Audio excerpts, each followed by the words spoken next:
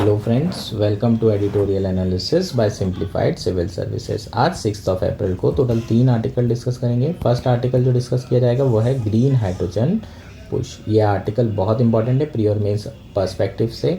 एक मेंस का क्वेश्चन तैयार करेंगे, वही चीज़ आपको प्री में भी आ सकती है। How hydrogen fuel cell vehicle differ with the electric vehicle, explain challenges in adoption of hydrogen fuel in transportation sector. ये सारे एस्पेक्ट कवर किए जाएंगे, मेंस और प्री सारे। नेक्स्ट आर्टिकल जो डिस्कस करेंगे वो है एस्केलेशन लेडर। रिसेंटली ईरान की एम्बेसी में इजराइल के द्वारा अटैक किया गया है और इसके क्या इम्प्लीकेशन हो सकते हैं वेस्ट एशिया पॉलिटिक्स पे और ऑल ओवर वर्ल्ड पे, ये सारे एस्पेक्ट भी कवर करेंगे। हमारा लास्ट आर्टिकल जो डिस्कस किया जाएगा वो है अ वेलकम साइन। ये आर्टिकल आईपीएल से रिलेटेड है, तो मुझे लगता है कि आप लोगों को ज़रूर सुनना चाहिए। अगर आपको हमारा एनालिसिस पसंद आ रहा है तो प्लीज़ लाइक करिए, कमेंट करिए, शेयर करिए, सब्सक्राइब कीजिए। अगर आपको इसकी पीडीएफ चाहिए तो आप हमारा टेलीग्राम चैनल ज्वाइन कर सकते हैं। सिंप्लीफाइड सिविल सर्विस सर्च करिए, आपको मिल जाएगा। नीचे लिंक दी होगी, आप मोर पे क्लिक करेंगे तो वहाँ पर भी आप क्लिक करके डायरेक्टली ज्वाइन कर सकते हैं टेलीग्राम चैनल। आइए शुरू करते हैं हमारा एनालिसिस। हमारा फर्स्ट आर्टिकल है द ग्रीन हाइड्रोजन पुश। यह आर्टिकल इंडियन एक्सप्रेस में आया है। GS3 इकॉनमी प्लस एनवायरनमेंट दोनों के पर्सपेक्टिव से बहुत ज़्यादा इम्पॉर्टेंट ये आर्टिकल है। GS1 में भी आपको इससे रिलेटेड क्वेश्चन पूछा जा सकता है, ऐसे के लिए तो रेलेवेंट है ही। मेंस पर्सपेक्टिव से बहुत इंपॉर्टेंट है, एक मेंस का क्वेश्चन तैयार करेंगे। प्रीलिम्स 2024 के पर्सपेक्टिव से भी बहुत ज़्यादा इंपॉर्टेंट है। आपको प्री में लास्ट ईयर भी क्वेश्चन आया था हाइड्रोजन फ्यूल के ऊपर, और इस बार आपको इसका एक्सटेंशन आ सकता है। हाइड्रोजन फ्यूल सेल व्हीकल्स के ऊपर आपको क्वेश्चन पूछा जा सकता है। इलेक्ट्रिक व्हीकल और हाइड्रोजन फ्यूल सेल व्हीकल में क्या डिफरेंस है, इसके बारे में सवाल आ सकता है। तो ये एस्पेक्ट कवर किए जाएंगे। प्रीलिम्स के पर्सपेक्टिव से यार बहुत इंपॉर्टेंट ये आर्टिकल है, मेंस के पर्सपेक्टिव से भी इक्वली इंपॉर्टेंट है। एक क्वेश्चन तैयार करेंगे, how hydrogen fuel cell vehicle differ with e vehicles, explain the challenges in the adoption of hydrogen fuel in transportation sector. ये जो मेंस का क्वेश्चन है इसको हम प्रिपेयर करेंगे इस आर्टिकल के थ्रू। अब आर्टिकल आया क्यों है, न्यूज़ में क्यों है, पहले वो देख लेते हैं। Ministry of new and renewable energy has announce 496 crore scheme to support pilot projects. Pilot project कौन से होंगे, जो मेनली टेस्ट करेंगे viability of green hydrogen as a vehicle fuel, और जो डेवलप कर रहे होंगे supporting infrastructure such as refuelling in station. इसका मतलब जो मिनिस्ट्री है MNRE, उनके द्वारा एक स्कीम अनाउंस की गई है जिसकी टोटल कॉस्ट 496 करोड़ है और 2025-26 तक ये स्कीम चलेगी। इसका जो पर्पस है वो है वायबिलिटी गैप फंडिंग प्रोवाइड करना। वायबिलिटी गैप फंडिंग मतलब क्या होता है, मान लीजिए कोई प्रोजेक्ट चल रहा है प्राइवेट सेक्टर का और उस प्रोजेक्ट में 100 रुपये लग रहे हैं और प्राइवेट सेक्टर 60 रुपये 70 रुपये तक के जो है इन्वेस्ट कर सकता है, उसकी कैपेसिटी है। तो 30 रुपये कहाँ से आएंगे, 30 रुपये सरकार देने के लिए तैयार है। जो गैप है प्रोजेक्ट को वायबल बनाने के लिए, प्रोजेक्ट को स्टार्ट करने के लिए, उस गैप की फंडिंग कौन करेगी, सरकार करेगी। और यहाँ पर जो है सरकार के द्वारा ये वायबिलिटी गैप फंडिंग के लिए एक नई स्कीम जो है लाई गई है, जिसके थ्रू जितने भी पायलट प्रोजेक्ट चल रहे हैं जो कि viability of green hydrogen as a vehicle fuel test कर रहे हैं, ऐसे पायलट प्रोजेक्ट जिसमें हाइड्रोजन को व्हीकल फ्यूल की तरह टेस्टिंग की जा रही है, या फिर वो सारे प्रोजेक्ट जो कि सपोर्टिंग इंफ्रास्ट्रक्चर वाले चीज़ों को टेस्ट कर रहे हैं, जैसे कि रिफ्यूलिंग स्टेशंस को जो है डेवलप करने के लिए अगर आपको वायबिलिटी गैप फंडिंग चाहिए तो आप सरकार से बोल सकते हैं, क्योंकि सरकार के द्वारा 500 करोड़ लगभग की एक स्कीम शुरू कर दी गई है। अगर हम बात करें तो इंडिया में जो कमर्शियल व्हीकल मैन्युफैक्चर है, जैसे कि टाटा मोटर्स हैं, वॉल्वो हैं, अशोक लेलैंड है, इन लोगों ने हाइड्रोजन पावर ट्रक्स बनाने के लिए बहुत ज़्यादा एफर्ट शुरू कर दिए हैं। रिसर्च एंड डेवलपमेंट में बहुत ज़्यादा खर्चा कर रहे हैं ताकि हाइड्रोजन पावर ट्रक्स बनाए जा सके। इंडियन कंपनीज जो है ग्रीन हाइड्रोजन का जो प्रोडक्शन है उसको भी बहुत तेज़ी से बढ़ा रही है ताकि इसकी जो कॉस्ट है उसको कम किया जा सके। ग्रीन हाइड्रोजन की अगर बात करेंगे तो इससे बहुत ज़्यादा बेनिफिट है, ये तो हम ऑलरेडी जानते हैं। ग्रीन हाइड्रोजन से आप जब भी फ्यूल बर्न करेंगे तो कुछ भी जो है गैस, कोई भी ग्रीन हाउस गैस रिलीज़ नहीं होती है, इवन CO2 भी एमिशन नहीं होता है, केवल H2O as a by product आपको मिलेगा। और इसके अलावा एक भी ग्रीन हाउस गैस क्या नहीं होती है, एमिट नहीं होती है। तो समझ लो कि पूरा फॉसिल फ्यूल से जितनी भी गैसेज और जितना भी पॉल्यूशन होता था सब खत्म हो सकता है अगर हम green hydrogen as a fuel use करने लगे। तो ये बहुत बड़ा जो है आपका आने वाले समय में बहुत बड़ा जो है क्या लेके आ सकता है, रिवॉल्यूशन ला सकता है आपके ट्रांसपोर्टेशन सेक्टर में। इसलिए जो ग्रीन हाइड्रोजन है उस पर सरकार बहुत फोकस कर रही है। और इसके अलावा सरकार का फोकस इसलिए भी है क्योंकि ये एक नई इंडस्ट्री है। अगर नई इंडस्ट्री को सपोर्ट करेंगे, as a manufacturing hub, export hub बन सकता है, प्रोडक्शन हब बन सकता है, जॉब्स होगी, एम्प्लॉयमेंट बढ़ेगा, जीडीपी बढ़ेगी एंड ऑल, इकोनॉमी तो कंसिडरेशन रहेगी ही। और उसके अलावा इंडिया के जो क्लाइमेट टारगेट्स हैं उसे पूरा करने में भी ग्रीन हाइड्रोजन बहुत बड़ा रोल अदा कर सकता है। अब बात कर लेते हैं ग्रीन हाइड्रोजन, ग्रे हाइड्रोजन और ब्लू हाइड्रोजन के बारे में। ये टर्म्स आपके लिए इंपॉर्टेंट हैं यार, आपको प्रीलिम्स में पूछे जा सकते हैं।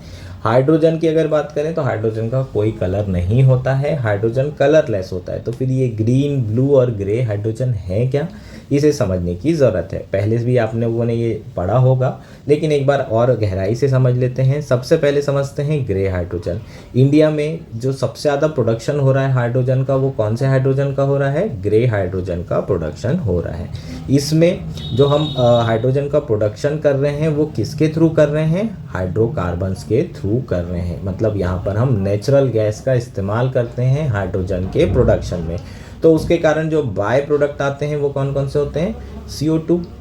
अगर आप नेचुरल गैस क्या है, CH4 को बर्न करोगे तो क्या निकलेगा, CO2 निकलेगा, है ना। हाइड्रोकार्बन को बर्न करो तो क्या निकलता है, CO2 निकलता है। तो CO2 एमिशन हो रहा है यहाँ पर। तो ग्रे हाइड्रोजन कंप्लीटली अगर हम देखें तो ग्रीन नहीं है, क्योंकि इनके प्रोडक्शन में जो फ्यूल यूज़ किया जा रहा है वो फॉसिल फ्यूल है। और उस फॉसिल फ्यूल से एनर्जी जो है क्या हो रही है, आपकी एनर्जी जो लग रही है उसके थ्रू जो एमिशन हो रहा है वो ग्रीन हाउस गैस एमिशन हो रहा है। तो अल्टीमेटली यहाँ पर कंप्लीटली आपका जो फ्यूल होगा हाइड्रोजन वो ग्रीन नहीं होगा। आप जब हाइड्रोजन यूज़ करेंगे उससे तो ज़रूर कोई भी जो है एमिशन नहीं होगा, लेकिन हाइड्रोजन बनाने की प्रोसेस में तो बहुत सारा CO2 एमिशन हो चुका है। अगर आप नहीं बनाते तो ये एमिशन ही नहीं होता। तो फिर मतलब अल्टीमेटली आपको ग्रे हाइड्रोजन से कोई ज़्यादा बेनिफिट नहीं होता दिख रहा है, जीरो सम गेम दिख रहा है। आपने यहाँ पर कार्बन डाइऑक्साइड रिलीज कर दिया और फिर उसे एज अ फ्यूल यूज़ कर लिया, और फिर वहाँ पर उसका जो है कार्बन डाइऑक्साइड रिलीज नहीं होगा। तो एक जगह रिलीज हो गया, दूसरी जगह अगर ये प्रोसेस ही नहीं होती तो इतना झंझट ही नहीं होता, है ना। एक जगह रिलीज भी नहीं होता, एक जगह कम भी नहीं होता। तो ओवरऑल इस प्रोसेस से किसी को बेनिफिट नहीं हो रहा है। ग्रे हाइड्रोजन इंडिया के लिए उतना बेनिफिशियल भी नहीं है और पूरे वर्ल्ड के लिए बेनिफिशियल नहीं है। दूसरी प्रोसेस क्या है, ब्लू हाइड्रोजन की। इसमें भी जो ब्लू हाइड्रोजन है इसके प्रोडक्शन को भी हम फॉसिल फ्यूल से ही करते हैं, लेकिन इसके जो बाय प्रोडक्ट हैं कार्बन डाइऑक्साइड, कार्बन मोनोऑक्साइड, उसे कैप्चर किया जाता है और स्टोर किया जाता है। तो ये जो है ब्लू हाइड्रोजन बेहतर है, क्योंकि इसमें जो भी आपके ग्रीन हाउस गैसेस निकल रही है आप उसको कैप्चर कर लेते हो। तो ओवरऑल आपको जो इम्पैक्ट मिलेगा वो जीरो सम गेम से बेटर होगा और पॉजिटिव इम्पैक्ट मिलेगा, क्योंकि जब आप जो ब्लू हाइड्रोजन होगा वो एज अ फ्यूल यूज़ करोगे तो वहाँ एमिशन नहीं हो रहा है, और यहाँ जो एमिशन हुआ उसको आपने सब दबा दिया। तो ओवरऑल आपको बेनिफिट होगा। ग्रीन हाइड्रोजन क्या होता है, green hydrogen end to end green fuel है। इसमें जो हाइड्रोजन का प्रोडक्शन है वो रिन्यूएबल एनर्जी का इस्तेमाल करके होता है। इसका मतलब जब आप इनिशियल जो प्रोसेस यूज़ करेंगे इसके प्रोडक्शन में, उसमें भी कोई जो है कार्बन डाइऑक्साइड एमिशन नहीं होगा, ग्रीन फ्यूल यूज़ हो रहा होगा। और जब ये बन जाएगा उसके बाद तो बनने के बाद हाइड्रोजन फ्यूल में तो जो आपके बाय प्रोडक्ट होते हैं वो वाटर होता है, तो वहाँ पर भी किसी तरह का ग्रीन हाउस गैस एमिशन नहीं होगा। होपफुली ये तीनों टर्म आपको समझ में आ गए हैं। तो इंडिया का जो फोकस है वो किस पे है, ग्रीन हाइड्रोजन के प्रोडक्शन बढ़ाने में। अभी जो प्रोडक्शन होता है हाइड्रोजन का वो किससे होता है, नेचुरल गैस से होता है, उसे हम क्या बोलते हैं, ग्रे हाइड्रोजन बोलते हैं। अब इस स्कीम के बारे में थोड़ा सा और समझ लेते हैं। रिसेंटली गाइडलाइंस जो है MNRE ने जो है जारी की है, इसके ऑब्जेक्टिव जारी किए हैं। इसमें जो गाइडलाइंस दी गई है उसमें 3-4 चीज़ें हैं जो इंक्लूड की गई है एज एन ऑब्जेक्टिव। क्या ऑब्जेक्टिव है इस स्कीम का, पहला ऑब्जेक्टिव है validation of technical feasibility and performance of green hydrogen as a transportation fuel. यहाँ पर हम क्या कर रहे हैं, green hydrogen as a transportation fuel किस तरीके से परफॉर्म कर सकता है, क्या क्या टेक्निकल फिजिबिलिटी है, क्या क्या टेक्निकल प्रॉब्लम्स हैं, इन सारी चीज़ को सरकार जो है जानना चाहती है। और ये उसकी जो स्कीम है उसका पहला ऑब्जेक्टिव है। और वैलिडेशन देना चाहती है कि इसे फ्यूचर में एज अ फ्यूल यूज़ किया जा सकेगा या नहीं किया जा सकेगा, ट्रांसपोर्टेशन सेक्टर में। दूसरा जो ऑब्जेक्टिव है वो है evaluation of economic viability of green hydrogen powered vehicle. यहाँ पर जो ग्रीन हाइड्रोजन पावर्ड व्हीकल है इनकी इकोनॉमिक वायबिलिटी की बात कर रहे हैं, इसको भी चेक करने के लिए ये प्रोजेक्ट जो है चलाया जा रहा है। जो भी आपके पायलट प्रोजेक्ट होंगे जिसमें इस तरह के प्रोजेक्ट होंगे कि ग्रीन हाइड्रोजन पावर्ड व्हीकल बनाए जा रहे होंगे, तो ओवरऑल कॉस्ट क्या लग रही है, क्या ये इकोनॉमिक वायबल हैं, क्या लोग कंज्यूमर इसे खरीद लेंगे, इतनी ज़्यादा हाई कॉस्ट होगी तो वो लोग के द्वारा इसकी डिमांड बढ़ेगी नहीं बढ़ेगी, ये सारी चीज़ें जो सरकार है इस प्रोजेक्ट के थ्रू अचीव करना चाहती है। नेक्स्ट क्या है, demonstration of safe operation of hydrogen powered vehicle and refuelling station. क्या करना चाहते हैं, डिमॉन्स्ट्रेशन करना चाहते हैं, देखना चाहते हैं कि जो हाइड्रोजन पावर्ड व्हीकल है वो प्रॉपरली ऑपरेट हो पा रहा है या नहीं हो पा रहा है, प्रॉपरली उसे बनाने के बाद वो चल रहा है कि नहीं चल रहा है। ये 3 मेन इनके ऑब्जेक्टिव हैं स्कीम के। जो मिनिस्ट्री ऑफ रोड ट्रांसपोर्ट और हाईवे है वो स्कीम के लिए एक इम्प्लीमेंटेशन एजेंसी क्या करेगी, अपॉइंट करेगी, और वो सारे के सारे जो प्रोजेक्ट्स होंगे इससे रिलेटेड उनको क्या करेंगे, इनवाइट करेंगे। फिर डिसाइड किया जाएगा कि कौन सा प्रोजेक्ट को फाइनल करना है। जो प्रोजेक्ट अप्रेजल कमेटी होगी वो रिकमेंडेशन देगी मिनिस्ट्री को, MNRE को, और वो फाइनली अप्रूव करेंगे viability gap funding for the project. जो फाइनली सिलेक्ट होंगे प्रोजेक्ट उन्हीं को सिर्फ फंडिंग प्रोवाइड होगी और उन्हीं में फिर ये सारे ऑब्जेक्टिव्स चेक किए जाएंगे। होपफुली ये सारी चीज़ें आपको क्लियर है। जो एग्जीक्यूटिंग एजेंसी होगी उनको ये जो पायलट प्रोजेक्ट जो फाइनलाइज होंगे उसे 2 साल के भीतर कंप्लीट करना होगा। ऐसे नहीं कि आपको हमेशा जो है ये चला रहे हो 5 साल 10 साल, बिल्कुल नहीं। 2 साल में आपका जो भी पायलट प्रोजेक्ट होगा उसे कंप्लीट करिए। आपने ग्रीन हाइड्रोजन व्हीकल बनाना है, व्हीकल बनाइए, उसकी टेस्टिंग करिए, उसे चलाइए, उसकी परफॉर्मेंस देखिए और सरकार को ये सारी चीज़ें रिपोर्ट करिए, क्योंकि सरकार का भी पैसा लगा है कि कितना जो है एवरेज आ रहा है गाड़ी में, कितना आपको फ्यूल लगेगा, उसकी कॉस्ट क्या होगी, ये सारी चीज़ें सरकार जानना चाहती है फ्यूचर के लिए। जब लार्ज स्केल प्रोडक्शन होगा तो ये इसको सपोर्ट करना चाहिए या नहीं करना चाहिए। नेक्स्ट बहुत इंपॉर्टेंट टॉपिक है, यहाँ से आपको प्रीलिम्स में क्वेश्चन आ सकता है। Hydrogen fuel cell vehicle. जो हाइड्रोजन फ्यूल सेल व्हीकल हैं वो किस तरीके से चलते हैं, जो आपके नॉर्मल पेट्रोल डीजल व्हीकल हैं उसी की तरह या फिर इलेक्ट्रिक व्हीकल की तरह, ये सारे एस्पेक्ट कवर करेंगे। ईवी जो आपके व्हीकल्स हैं उनके बारे में बात करेंगे और हाइड्रोजन फ्यूल सेल व्हीकल के बीच में जो डिफरेंसेस हैं उसके बारे में बात की जाएगी। ये वाला बहुत इंपॉर्टेंट है, EV hydrogen fuel cell vehicle, इन दोनों के बीच में कंपैरिजन, ये आपको प्रीलिम्स में दिख सकता है। ठीक, तो जो हाइड्रोजन इंटरनल कंबशन इंजन है वो hydrogen as a fuel use करेगा। ये जो इंजन है बिल्कुल सिमिलर होगा डीजल और पेट्रोल के इंजन की तरह। वहाँ पर भी ICE यूज़ होता है, यहाँ पर भी ICE यूज़ हो रहा है, बस यहाँ पर जो इंजन होगा वो hydrogen as a fuel use करेगा। यहाँ पर लेकिन कोई कार्बन एमिशन नहीं होगा और पेट्रोल और डीजल में कार्बन एमिशन की भरमार हो जाती है। नेक्स्ट और मोस्ट इंपॉर्टेंट पॉइंट है जहाँ से आपको क्वेश्चन पूछा जा सकता है।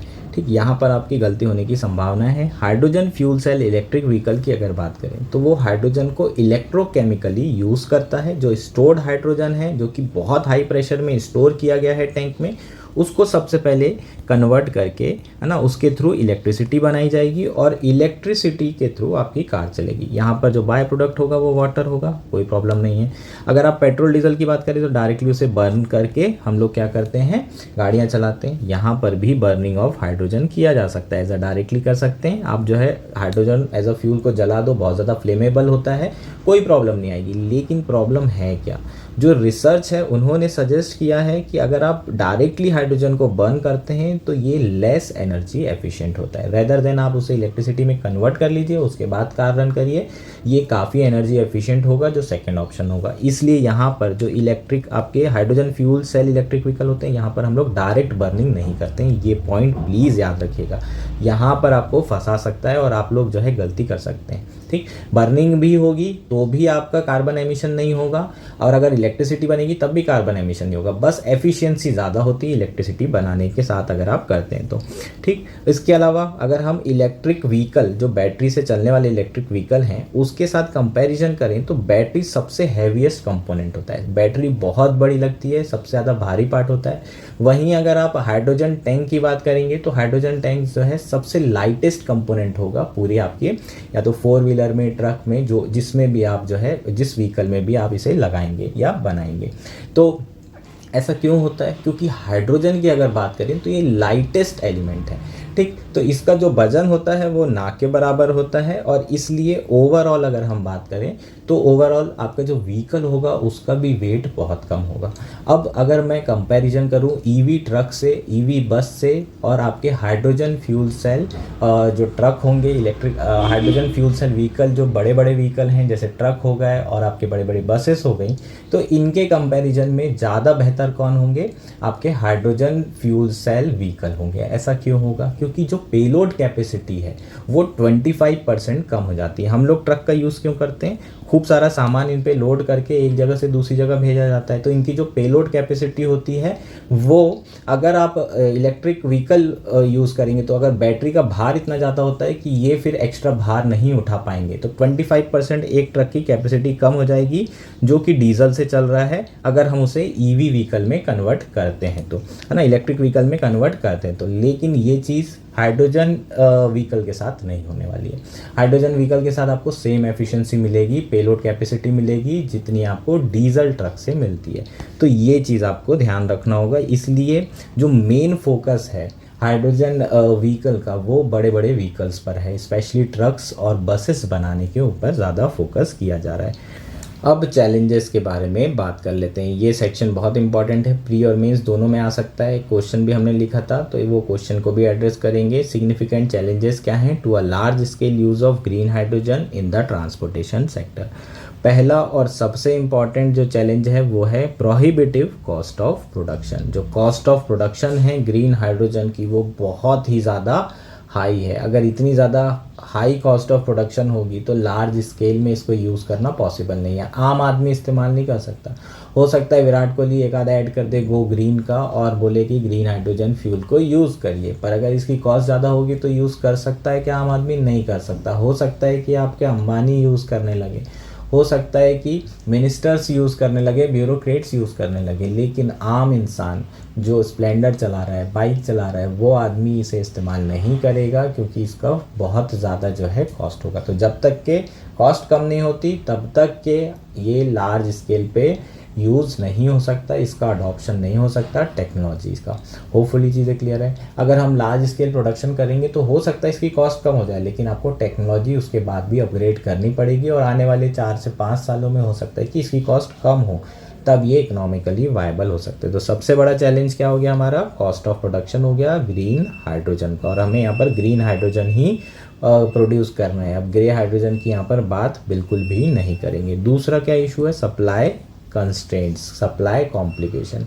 एक शेल कंपनी है यूएस की जो कि रिफ्यूलिंग स्टेशन है, उन्होंने अभी अपना जो रिफ्यूलिंग स्टेशन था उसे बंद कर दिया। क्यों बंद कर दिया? क्योंकि जो हाइड्रोजन है, जो ग्रीन हाइड्रोजन है, उसकी जो सप्लाई है उसमें बहुत बड़ा इशू है। क्यों इशू है यार? जब प्रोडक्शन ही प्रॉपर नहीं हो रहा है, कॉस्ट बहुत ज़्यादा है तो हर कोई प्रोड्यूस भी नहीं कर रहा है, कॉस्ट ज़्यादा होने के कारण तो सप्लाई भी नहीं आ पाएगी। सप्लाई नहीं होगी तो ऑब्वियसली जो रिफ्यूलिंग स्टेशंस होंगे वो भी नहीं चल पाएंगे, वायबल नहीं। अब और इसका अडॉप्शन भी नहीं होगा टेक्नोलॉजी का लार्ज स्केल पे। मान लीजिए आप पेट्रोल ख़त्म हो गया तो कहाँ भागते हो? सीधे पेट्रोल पंप। अब आप गए हाइड्रोजन फ्यूल भरवाने और है ही नहीं, 2 दिन बाद आएगा बोल दिया, तो गाड़ी चलाओगे क्या? ऐसी नहीं चलाओगे, बोलोगे मेरे को चलाना ही नहीं है, धक्का दे के लाओगे तो परेशान हो जाओगे, उसके बाद उसको छुओगे नहीं, हाइड्रोजन गाड़ी पड़ी रहेगी, वापस जो है डीजल और पेट्रोल में पहुंच जाओगे या फिर ईवी व्हीकल ही यूज़ करोगे।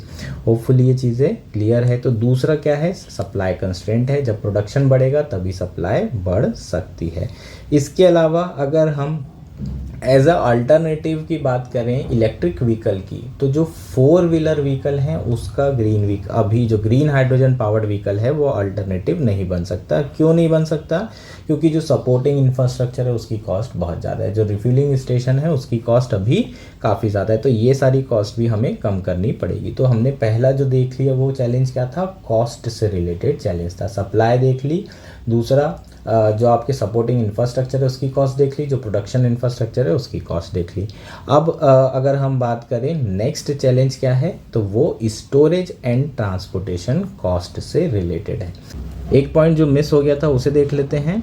Hydrogen fuel cell electric vehicle को अगर कंपीट करना है बैटरी इलेक्ट्रिक व्हीकल से, तो जो ग्रीन हाइड्रोजन है उसकी जो कॉस्ट होना चाहिए बाय 2030 वो $3 से $6.5 पर किलोग्राम होनी चाहिए। अभी के समय में अगर आप कॉस्ट देखेंगे तो $30 पर केजी के आसपास है। $30 का मतलब समझ रहे हो, 3,000 रुपये पर केजी हाइड्रोजन फ्यूल की कॉस्ट है। और हम क्या चाहते हैं, कितनी हो जाए। अभी अगर $100 $1 है तो 2030 तक अगर 300 रुपये होती है तो ठीक है। 1/10 हमें कॉस्ट ऑफ प्रोडक्शन कम करना होगा, अदरवाइज़ ये बैटरी इलेक्ट्रिक व्हीकल से कम्पीट नहीं कर पाएंगे। और अगर बैटरी इलेक्ट्रिक व्हीकल से कम्पीट नहीं कर पाएंगे तो आउट ऑफ द मार्केट हो जाएंगे, सर्वाइव नहीं कर पाएंगे। नेक्स्ट वापस आ जाते हैं स्टोरेज पे।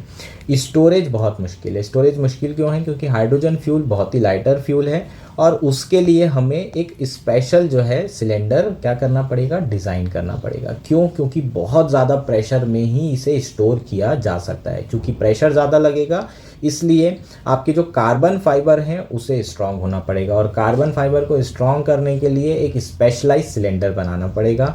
अभी जो हमारे मोस्ट सिलेंडर मैन्युफैक्चर हो रहे हैं वो सिर्फ सीएनजी कैरी कर सकते हैं, वो आपके हाइड्रोजन फ्यूल को कैरी नहीं कर सकते। तो जो रिसेंटली जो स्कीम बनाई है सरकार ने उसमें ऐसे प्रोजेक्ट को भी सपोर्ट किया जाएगा जो कि इस तरह के स्पेशलाइज सिलेंडर बनाएं जिसके थ्रू हम ग्रीन हाइड्रोजन को स्टोर कर सकते हैं। होपफुली ये सारी चीज़ें क्लियर हैं।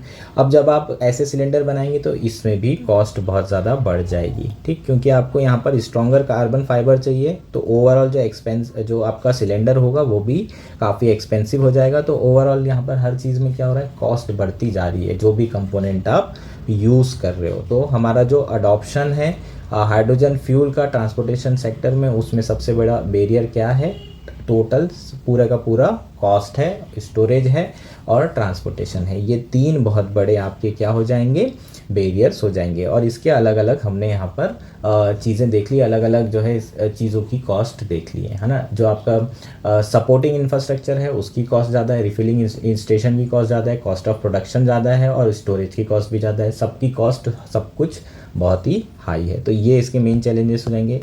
नेक्स्ट चैलेंज क्या है, हाइड्रोजन इज़ एक्सट्रीमली फ्लेमेबल। जो हाइड्रोजन है वो तुरंत आग पकड़ते हैं। ऐसा नहीं है कि डीजल और पेट्रोल आग नहीं पकड़ते हैं, पर फिर भी हम डीजल और पेट्रोल में थोड़े कैजुअल होते हैं। आपके जो पेट्रोल पंप देखे होंगे वहीं सिगरेट जला लिए, फ़ोन चला रहे हैं, कोई दिक्कत नहीं है। थोड़ा आग से खेलने में तो मज़ा आता ही है इंडिया के लोगों को, पर हाइड्रोजन के साथ ऐसे नहीं कर सकते, है ना। थोड़ी सी भी अनहोनी हुई और भूम से ब्लास्ट हो जाना है, ठीक, तो बहुत दिक्कत हो जाएगी। इसलिए हमें लार्ज स्केल अडॉप्शन के पहले बहुत ज़्यादा सेफ्टी स्टैंडर्ड और फुल प्रूफ हैंडलिंग की गाइडलाइंस लानी पड़ेगी और इसको बिना इस स्टैंडर्ड गाइडलाइंस के आप पुश नहीं कर सकते for large scale adoption.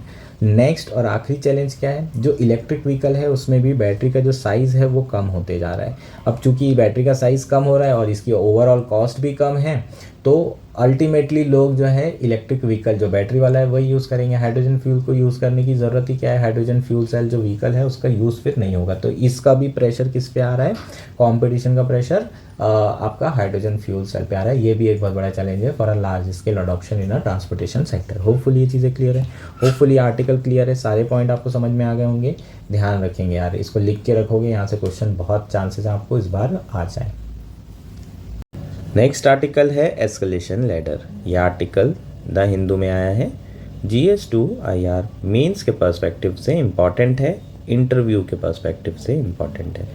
Middle east, Asia और वेस्ट एशिया की पॉलिटिक्स के बारे में बात करेंगे। जो पावर गेम है यहाँ पर उसके बारे में चर्चा करेंगे। प्रोमिनेंट प्लेयर्स कौन कौन से हैं, United states, Israel, Iran, Saudi Arabia, ये 4 प्रोमिनेंट प्लेयर्स हैं। और टू सम एक्सटेंट रशिया भी आप बोल सकते हैं, लेकिन रशिया का पूरा फोकस यूक्रेन वॉर पर है। तो अभी यही 4 ऐसी पावर है जो कि प्रोमिनेंट पावर है जहां पर पावर गेम चल रहा है। इजराइल की अगर बात करेंगे तो इजराइल जो है के रिलेशन अरब कंट्री से अच्छे नहीं थे, इनफैक्ट डिप्लोमेटिक रिलेशन भी नहीं थे। लेकिन रिसेंटली चीज़ें नॉर्मलाइज हो रही थी, अब्राहम अकॉर्ड में साइन किया गया था। 3-4 ऐसी कंट्री है अरब कंट्री जिनके साथ ऑलरेडी पीस पैक्ट साइन हो चुके थे, डिप्लोमेटिक रिलेशन दोबारा शुरू हो चुके थे। इजिप्ट के साथ बहुत पहले से शुरू हो चुके हैं, जॉर्डन, बहरीन, ये कंट्री के साथ अब्राहम अकॉर्ड से जो है रिलेशन नॉर्मलाइज कर लिए गए थे। ये सारी चीज़ें आपको पता होगी, ये सब बैकग्राउंड में है।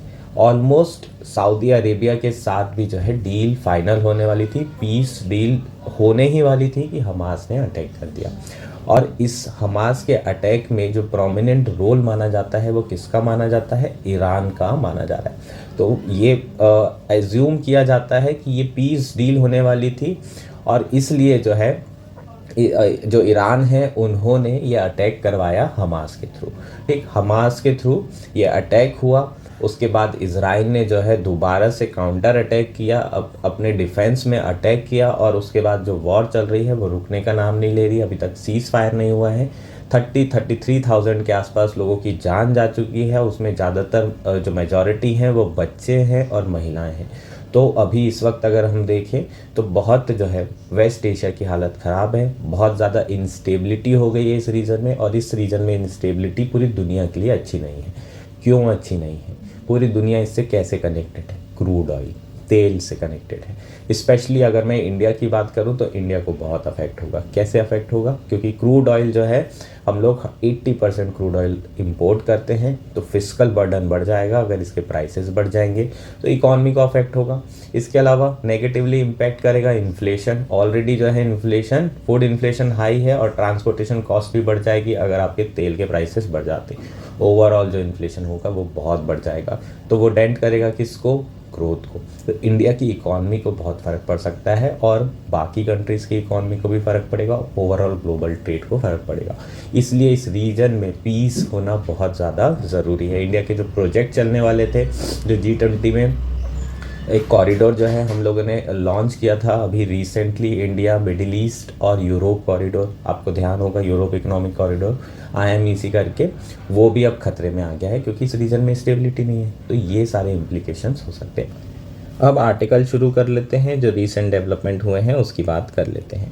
1 अप्रैल को ईरान की एम्बेसी जो कि सीरिया में है, वहाँ पर एक बहुत बड़ा मेजर अटैक हुआ है, जिसमें 13 ईरानियन इंक्लूडिंग मोहम्मद रेज़ा ज़हीदी, जो कि टॉप कमांडर हैं और इंचार्ज रह चुके हैं कर्ड्स फॉर सीरिया ऑपरेशन के, उनकी भी जान जा चुकी है। ईरान ने इज़राइल को ब्लेम किया है। इज़राइल ने इस क्लेम को ना ही अभी तक कंफर्म किया है, लेकिन अभी तक डिनाई भी नहीं किया है, और ये ओपन सीक्रेट है कि इज़राइल इस तरह के अटैक करवाता रहा है ईरान के ऊपर, ईरान के मिलिट्री कमांडर्स के ऊपर और न्यूक्लियर फिगर्स के ऊपर। ऐसा पहली बार बिल्कुल नहीं हो रहा है। पहले भी इस तरह के अटैक इज़राइल के द्वारा ईरान के कमांडर्स और न्यूक्लियर फिगर्स पे कराए जा चुके हैं, लेकिन इस बार अलग चीज़ क्या थी? पहली बार एम्बेसी कॉम्प्लेक्स को टारगेट करने की कोशिश की गई है इज़राइल के द्वारा। पहली बार जो स्ट्राइक कैरी आउट की गई है वो एम्बेसी में की गई है। एम्बेसी, और अगर हम बाकी डिप्लोमेटिक प्रोमाइसेस की बात करें तो ये सारे इंटरनेशनल लॉ के अंदर प्रोटेक्टेड स्टेटस प्राप्त किए हुए हैं। ये सारे इंटरनेशनल लॉ के अंदर प्रोटेक्टेड साइट होती हैं। यहाँ पर आप इस तरीके से अटैक नहीं कर सकते। इवन वर्ल्ड वॉर 2 के दौरान जब इतना ज़्यादा जो है कंट्रीज़ के बीच में हॉस्टिलिटी थी, उस समय भी हॉस्टाइल पावर ने एक दूसरे की एम्बेसीज पे अटैक नहीं किया। 1999 की बात करते हैं, उस समय यूएस ने बेलग्रेड में गलती से चाइना की जो एम्बेसी थी उसके ऊपर बॉम्बिंग कर दी थी। उस समय प्रेसिडेंट थे बिल क्लिंटन जी। उन्होंने पब्लिक अपॉलजी इशू की थी, पब्लिकली माफ़ी मांगा था चाइना से कि ये जो बॉम्बिंग हुई है ये गलती से हुई है और ये डेलिबरेटली नहीं किया गया है। और ये वाला जो इज़राइल पे अटैक हुआ है ये भी अपने आप में एक बहुत बड़ा अटैक है। It was a major point of escalation in the multi facet conflict which was spread in middle and west Asia. जो पॉइंट ऑफ एस्केलेशन है वो अलग लेवल पर जा रहा है। अभी ऑलरेडी एक वॉर चल रही है इजराइल पैलेस्टीन, एक और वॉर शुरू होने की संभावना हो चुकी है इजराइल और ईरान के बीच में। तो ऑलरेडी बहुत इंस्टेबिलिटी है इस रीजन में, और अगर एक और वॉर शुरू हो गई तो ह्यूमैनिटी के लिए तो है ही खतरा, बाकी कंट्रीज़ के लिए भी बहुत बड़ा इशू बन सकता है। तो ये बेसिकली आपका रीसेंट डेवलपमेंट था। ठीक, अगर आप बात करें ऐसा क्यों किया है इज़राइल ने, तो इज़राइल की जो हमास के बाद जो हमास ने अटैक किया है 7 अक्टूबर के बाद, उसकी जो स्ट्रैटेजी रही है वो 2 पॉइंट स्ट्रैटेजी थी।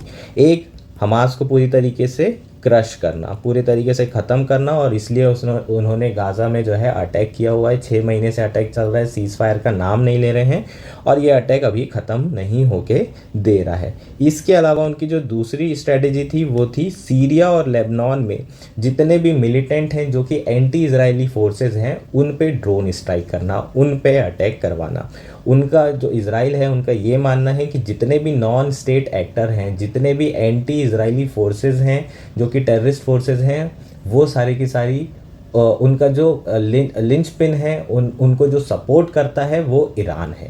ईरान का सपोर्ट की बात करें तो ईरान पैसे से, ट्रेनिंग से और मिलिट्री इक्विपमेंट से, इन सारी चीज़ों से इन फोर्सेस को सपोर्ट कर रहा है जो कि एंटी इजरायली फोर्सेस है, चाहे वो हमास हो, चाहे वो हिजबुल्लाह हो, चाहे वो हाउदीज़ हो, या फिर वो पैलेस्टीनियन इस्लामिक जिहाद हो। ये सारी फोर्सेस को किसका सपोर्ट है? ईरान का। और इसलिए इज़राइल जो है हमेशा इस तरह की स्ट्राइक करता आया है और अभी भी ड्रोन स्ट्राइक चल रही है। ठीक, तो ये बेसिकली आपका जो है रीज़न हो जाएगा कि क्यों इज़राइल ने इस तरह का अटैक किया है। लेकिन ये वाला अटैक एम्बेसी के ऊपर हुआ है और ये बहुत बड़ा जो है पॉइंट ऑफ एस्केलेशन हो सकता है। अगर हम ईरान की बात करें तो ईरान के अंदर जो पॉलिटिक्स चल रही है उसके हिसाब से it is an act of war. उनके हिसाब से ये एक्ट ऑफ वॉर है और ये ओपन वॉर का न्योता है। तो ये जो एस्केलेशन हो रहा है वो नेक्स्ट लेवल पर हो रहा है। बहुत सारे लोगों का ये मानना है कि जो इज़राइल के प्राइम मिनिस्टर नेतन्याहू हैं उन्होंने ये अटैक किया है क्योंकि जो इंटरनल प्रेशर था लोकल पब्लिक का वो बहुत ज़्यादा बढ़ चुका था और उनका ध्यान भटकाने के लिए इस तरह की चीज़ें की गई है। इस तरह से बहुत सारे लीडर्स को आपने देखा होगा, चाहे वो शी जिनपिंग हो, जब वहाँ पर चुनाव होने वाले थे तो उन्होंने डोकलाम इशू किया था और गलवान वैली इशू किया था।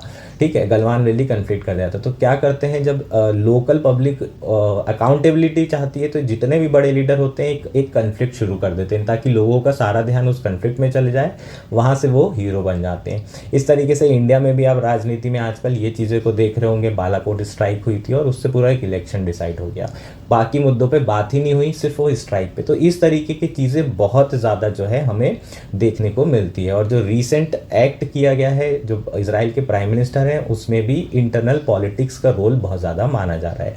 ये माना जा रहा है कि उनको इंटरनल प्रेशर बहुत ज़्यादा है सीज फायर करने का और रिज़ाइन करने का। सीज फायर कहाँ पर? गाज़ा वॉर जो वो कर रहे हैं उसमें वो पूरी तरीके से बंद करें और अपने पद को छोड़ दें। तो इस तरीके से जो प्रेशर है इंटरनली और एक्सटर्नली, उसके कारण उन्होंने ये नया स्टंट दिखाया है। लेकिन ये स्टंट बहुत बड़ी प्रॉब्लम बन सकता है वेस्ट एशिया की स्टेबिलिटी के लिए। ओपन वॉर शुरू हो सकती है और यहाँ पर यूएस को पीस मेकर का रोल अदा करना पड़ेगा। इन दोनों कंट्रीज़ के बीच में पीस जो है लाना पड़ेगा। जो कन्फ्लिक्ट हो गया है उसको शांत करने की ज़रूरत है। यूएस का रोल बहुत इंपॉर्टेंट है। यूएस हमेशा इजराइल को सपोर्ट करता हुआ आया है, लेकिन यहाँ पर उसे इस कन्फ्लिक्ट को ख़त्म करने के लिए कुछ कार्य करने की ज़रूरत है और एज अ नेगोशिएटर बनने की ज़रूरत है। नहीं तो ये जो है एक ओपन वॉर में कन्वर्ट हो सकता है। Eye for eye make this world blind, इसलिए यहाँ पर यूएस का बहुत बड़ा रोल हो सकता है। होपफुली ये सारी चीज़ें आपको क्लियर है, पूरा कंसेप्ट आपको समझ में आ गया होगा। क्या रिसेंट डेवलपमेंट हुए हैं, क्या राजनीति चल रही है, इंटरनल राजनीति क्या है और वेस्ट एशिया की राजनीति क्या है, होपफुली क्लियर है। नेक्स्ट और हमारा लास्ट आर्टिकल है अ वेलकम साइन। ये आर्टिकल इंडियन एक्सप्रेस में आया है। GS1 मेंस के पर्सपेक्टिव से बहुत इंपॉर्टेंट है। पीपल विद डिसेबिलिटी के ऊपर ये आर्टिकल आया है। सिर्फ एक इनिशिएटिव आया है उसके बारे में बात करेंगे। बहुत इंपॉर्टेंट इनिशिएटिव है, आप इसको कोट कर सकते हैं अपने मेंस के आंसर में, इस इनिशिएटिव को लिख सकते हैं। बस इसलिए ही मैंने ये आर्टिकल लिया है। थोड़ा बहुत पीपल विद डिसेबिलिटी के बारे में बात कर लेते हैं। पीपल विद डिसेबिलिटी होते क्या हैं? People with disability is someone who has a long term impairment that affects their physical, mental, intellectual and sensory abilities. ठीक, जो लोग इम्पेयरमेंट होते हैं किसी किसी तरह के, जैसे कि फिजिकल इम्पेयरमेंट होगा, प्रॉपरली चल नहीं पा रहे हैं, मेंटली थोड़ा प्रॉब्लम है, या फिर इंटेलेक्चुअली चीज़ें आप नहीं समझ पा रहे हैं, या सिर्फ कुछ चीज़ें सेंस नहीं कर पा रहे हैं किसी ऑर्गन की कमी के कारण, तो इसको क्या बोलते हैं? हम इम्पेयरमेंट बोलते हैं। और ऐसे पर्सन को पीपल विद डिसेबिलिटी कहा जाता है। इम्पेयरमेंट के कारण जो पर्सन है वो इफ़ेक्टिवली और फुली सोसाइटी में क्या नहीं कर पाते हैं? पार्टिसिपेट नहीं कर पाते हैं। 4 कैटेगरी की डिसेबिलिटी होती है: emotional disability, sensory disability, physical और डेवलपमेंटल। ठीक, तो ये कुछ अलग अलग टाइप्स हो जाएंगे। अब पॉपुलेशन की बात कर लेते हैं। इंडिया में स्टेटस 2.68 करोड़ पॉपुलेशन जो है टोटल 121 करोड़ में से 2011 सेंसस के हिसाब से किसकी है? People with disability. 2.21% के आसपास टोटल पॉपुलेशन है पीपल विद डिसेबिलिटी की।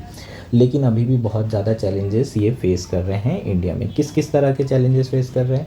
पहला सबसे बड़ा चैलेंज है कि अवेयरनेस बहुत कम है। सरकारी स्कीम्स की अवेयरनेस नहीं है, जानकारी बिल्कुल भी नहीं है। दूसरा क्या है? Lack of accessibility and infrastructure. अगर आप पब्लिक इंफ्रास्ट्रक्चर की बात करेंगे, जैसे कि आपके टॉयलेट हो गए, उनकी एक्सेसिबिलिटी नहीं है, इक्वल स्पेस नहीं दिया गया है इनको, है ना। अगर जैसे सुलभ शौचालय बनाए तो रैंप नहीं बनाया गया है ताकि जो लोग प्रॉपर चल नहीं सकते वो सीढ़ी की जगह रैंप से चले जाएं। तो इस तरीके से जो पब्लिक इंफ्रास्ट्रक्चर है उसे एक्सेसिबल नहीं बनाया गया है पीपल विद डिसेबिलिटी के लिए। तो ये एक बहुत बड़ा गैप आज भी देखने को मिलता है। नेक्स्ट क्या इशू है, limited access to education and employment. जो लोग डिसेबिलिटी से ग्रसित होते हैं वो उनके पास अपॉर्चुनिटीज़ बहुत कम होती हैं जॉब करने की, हर तरह का जॉब नहीं कर सकते और लोग फिर उन्हें रखते भी नहीं हैं, एजुकेशन भी उनको नहीं मिल पाते। तो ये एक बहुत बड़ा चैलेंज है। नेक्स्ट क्या है, डेवलपमेंटल स्कीम से भी वो बाहर हो जाते हैं, अवेयरनेस नहीं है तो ये सारी चीज़ें आ जाती है। इसके अलावा स्टिग्मा अटैच होता है, एक परसेप्शन बना रहता है, अरे बेचारे हैं पिछले जन्म में कुछ पाप किया होगा इसलिए उनके साथ इस बार ऐसा हुआ है, और हम लोग चैरिटी देना चाहते हैं, हम उन्हें एम्पावर नहीं करना चाहते। तो ये एक प्रॉब्लम है जिसके कारण उन्हें बहुत सारे चैलेंजेस फेस करना पड़ रहा है।